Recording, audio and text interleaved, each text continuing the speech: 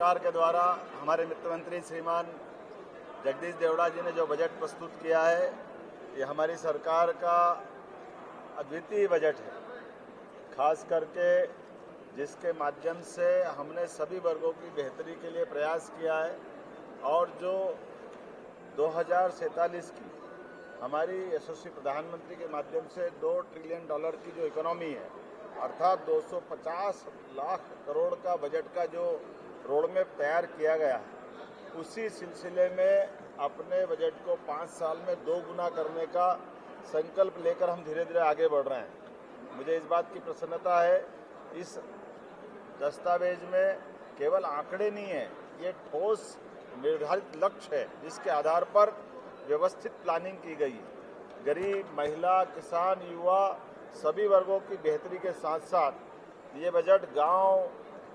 गरीब और खास करके व्यवस्थित प्लानिंग के भरोसे से मध्य प्रदेश विकास के मामले में एक नई, केवल सड़क पे चलने की स्थिति नहीं है, हवाई उड़ान की तरफ आगे बढ़ेगा। मुझे इस बात की प्रसन्नता है कि जहां इसमें सर्वहितैषी योजना के माध्यम से हमारा राजकोषीय जो अंदाज है, जिसके आधार पर ये बजट को डबल करने का प्लान बनाया गया है, ये बजट पिछले बार से 15% ज़्यादा है, अर्थात 4,21,032 करोड़ का ये बजट है जो आज तक के सारे रिकॉर्ड से बाहर जा रहा है और एक अलग प्रकार की अपनी हमारी तरलता की, आर्थिक स्थिति की सुदृढ़ीकरण की बड़ी पहचान बन रहा है। मैं मान के चलता हूँ इस बजट के माध्यम से जो हमारा 2025-26 का बजट है, 2025-26 के बजट में 24-25 के बजट की तुलना में जो राजस्व में जो वृद्धि हुई है वो 7% हुई है और 2025-26 की तुलना में 2024-25 की अनुमान से पूंजीगत व्यय में ये खास बात गौर करने लायक है,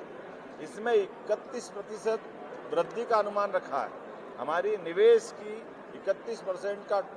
जो कल्पना की है, वाकई ये अद्भुत है। ये मान के चलो कि ये राज्य के आर्थिक दृष्टि से रीढ़ की हड्डी के रूप में काम करेगा।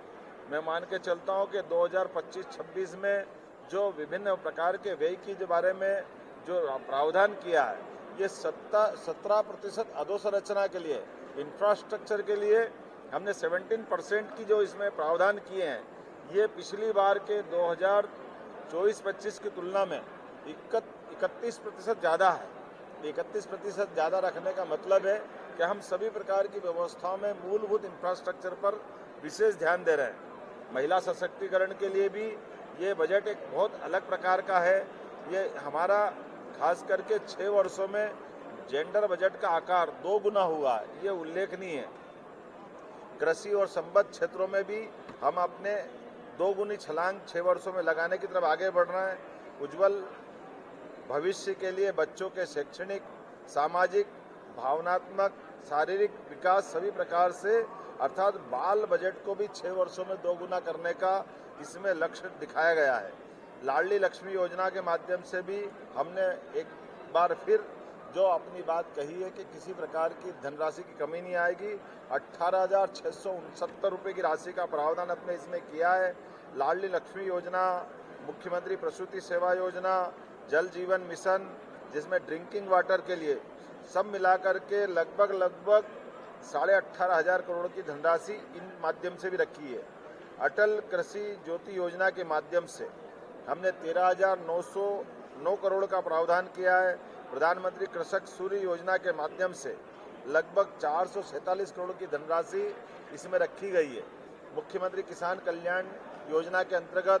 5,220 करोड़ की धनराशि, प्रधानमंत्री फसल बीमा योजना के माध्यम से 2,001 करोड़ की राशि, ये खासकर मुख्यमंत्री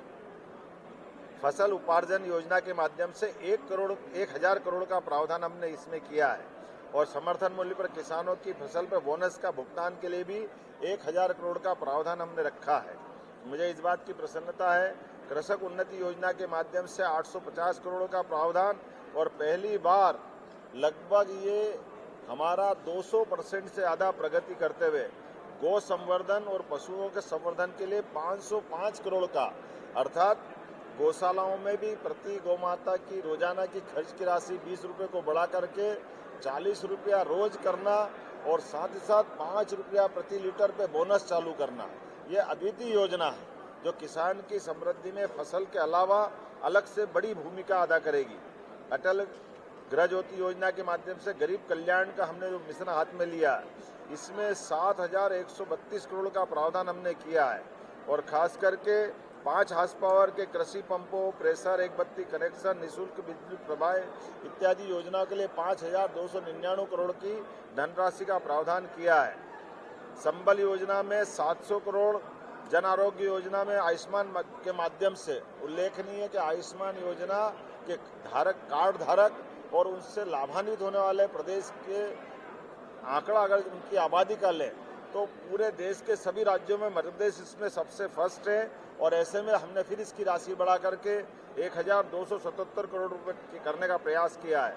हमारे आदिवासी अंचल के लिए मकान देने के लिए पीएम जनमन योजना के माध्यम से 1,100 करोड़ का प्रावधान भी इसमें किया है।